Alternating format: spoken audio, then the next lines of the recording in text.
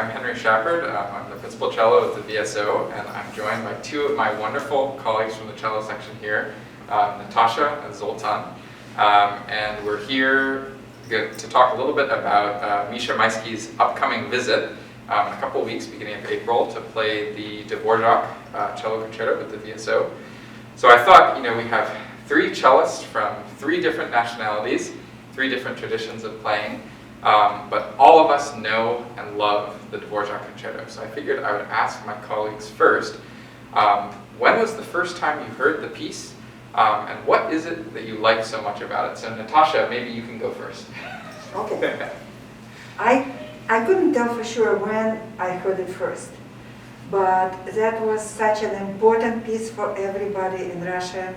Dvořák was something of that you look up to. Yeah. You wouldn't be allowed to play it. You couldn't even dream about asking your teacher about playing it before you did all the pre-requirements, all the studies, all the technique. If you didn't play Cello Concerto, you wouldn't think about asking for Dvořák. That was one of the most important cello works in Russia. Right. Well, it's interesting that you mentioned the whole thing about all the prerequisites. I mean, I did not play the Dvořák Concerto until my second year of university. Because up until then it had been a total no-no. No teacher would let me do it before I had played the other stuff. I don't know about you. I mean, when did you first interact with it? Likewise, I can't remember when I first heard it. I mean, I feel like I just sort of always had, I grew up in a musical family, so we had recordings. Great Rostropovich recording with Okaya. And yeah, I guess I learned it seriously as you can be when you're 15. So I was like 15 and I did my best with it. Yeah, but obviously I think the pinnacle of cello concertos, one of the best concertos ever written probably for any instrument. So I mean, totally, it's interesting. I mean, the first time I heard it, I was a very young child, and my mom, who's not a musician, she had the old set on EMI of Dupre's concerto recordings, where she recorded like every concerto known to man. And the sort of keynote of that was the Dvořák Concerto. And I remember listening, and there was one spot in particular that made me want to play the cello and to learn and get better, which was there's this run in the first movement, right at the end of the development, the dee da dee, right going back into the major theme. And in the Dupre recording, she just rips into it with this crazy intensity. And I remember being a little kid and just being totally taken by that. So speaking of intensity, this is kind of the calling card of our soloist. Mischa Maisky is known for being one of the most exciting, dramatic cellists on the circuit. Now, I don't believe any of us in this room have played with him yet in our careers, but I'm trying to think, have any of you seen him in person or recordings of his that you've heard? I've heard some recordings. I haven't played with him. I don't know him, but when we talk about Dvořák, Mischa Maisky and Rostropovich, what comes to mind when Rostropovich came here first time and played Dvořák Concerto with Bramble Tovy, and it was, you were there? yeah. Yeah, you went. Maybe you were born yet. So I remember Rostropovich coming on stage, and it was first time he came to play with the orchestra. And the whole orchestra basically was already very excited, but went like this, whoops, up 1 meter, and never came down until he left, even one week after. And he played Dvořák Concerto, and Bramble Tovy came and he said, okay, guys, you can do whatever you want for 45 minutes. Rostropovich said, I need 45 minutes to talk to you. Exactly 45 minutes after, they two come together and we played Dvořák Concerto. Rostropovich took 45 minutes to explain, we all know that concerto, but his interpretation, his ideas about Dvořák Concerto to Maestro. And he was kind of, I don't know if you noticed, he's a very warm person, but he was a little standoffish for 2 seconds. until he knew it's okay. This is a great orchestra, we'll do whatever he wants, conductor knows what he wants, and it was just fine.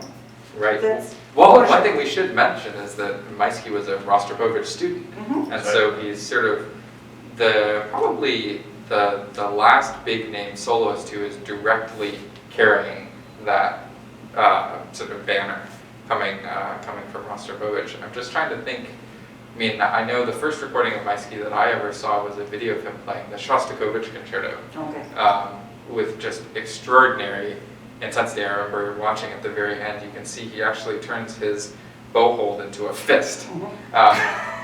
It was like that, it totally blew me away. And then actually a really close colleague of his, do you remember when Gidon Kramer came? Yeah.